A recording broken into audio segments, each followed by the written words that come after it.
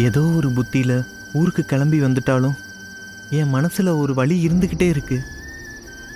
மல்லியை கல்யாணம் பண்றதை விட ஐசம்மா மனசு மாறி நல்ல வாழ்க்கைக்கு சம்மதிக்கணுங்கிறது தான் எனக்குள்ள அதிகமா இருக்கு.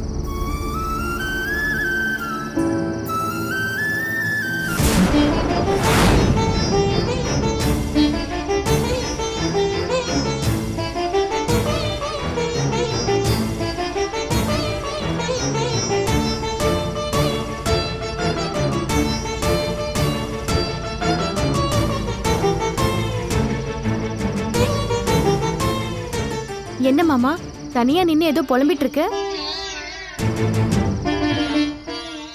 இல்ல, சும்மா அப்படியே பாட்டு பாடிட்டு இருந்தேன் மல்லி. அத உள்ளே இருந்து பாட வேண்டியதானே? தோணுச்சு தனியா பாடலாமேன்னு. இன்னைக்கு ஊர் பெரியவங்க வந்திருந்தாங்க. அதுக்கு அப்பா நம்ம கல்யாண விஷயத்த அவங்க கிட்ட பதிவு பண்ணிட்டாரு. அதுக்கு என்ன? அதுக்கு என்னவா?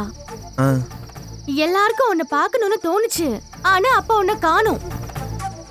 அதுல ஒருத்தரு என்ன மாப்பிள்ள மறுபடியும் டவுனுக்கே திரும்பி போயிட்டாருன்னு கிண்டலா கேக்குறாங்க. எனக்கு ஒரு மாதிரி ஆயிடுச்சு தெரியுமா மாமா? சரி, இப்ப என்ன? நாளைக்கே அவங்க எல்லாரையும் பார்த்து ஒரு கும்பிடு போட்டுறட்டுமா? அதெல்லாம் ஒன்றும் தேவையில்ல. அப்பாடா, ஒரு கும்பிடு மிச்சம்.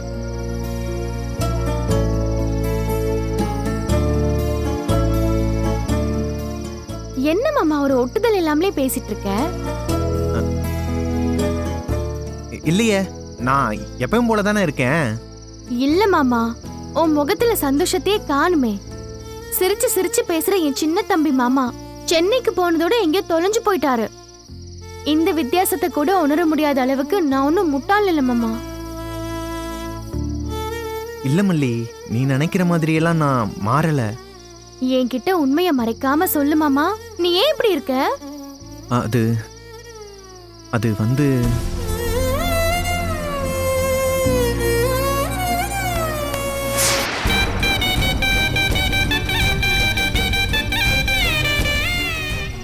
என் மேல சத்தியமா சொல்லு.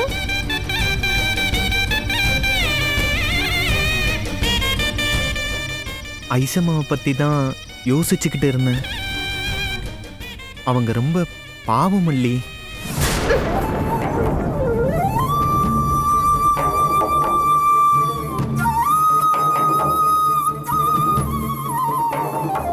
ஐசம்மா ஐசம்மா ஐசம்மா, எவ்வளவு சொன்னாலும் நீ மாற மாட்டியா மாமா? சென்னையில இருந்து இவ்வளவு தூரம் வந்தோம், உனக்கு அவன் ஞாபகம் தானா? இங்க பாரு, சின்ன வயசுல இருந்து நீ தான் என் புருஷன், நான் தான் உன் பொண்டாட்டிங்கிற நம்பிக்கையில நான் வாழ்ந்துட்டேன். இன்னொருத்தைய நீ நினைக்கிறதே என் ஈரக்கொலைய அறுத்தடிற மாதிரி இருக்கு மாமா. அவளை கல்யாணம் பண்ணலான்னு மட்டும் நினைச்சிடாத. எனக்கும் உனக்கும் தான் கல்யாணம், அது நடக்கும், நடந்தே தீரும். இல்ல, நான் சொல்ல வரத என்னன்னு முழுசா கேளு மல்லி. கேட்டுதான் தெரிஞ்சுக்கணுங்கிற தேவை எனக்கு இப்போ இல்ல. ஏன்னா எல்லாமே நேர்ல பார்த்தவ தானேனா? அது அப்படி இல்ல மல்லி, நான் சொல்ல வரத கொஞ்சம். பேச்சு வளர்க்காம அப்பா போய் பாரு. ரொம்ப நேரமா அவர் உன்னை கேட்டுட்டே இருக்காரு. ஐயோ, என்ன இப்படி ஆயிடுச்சு?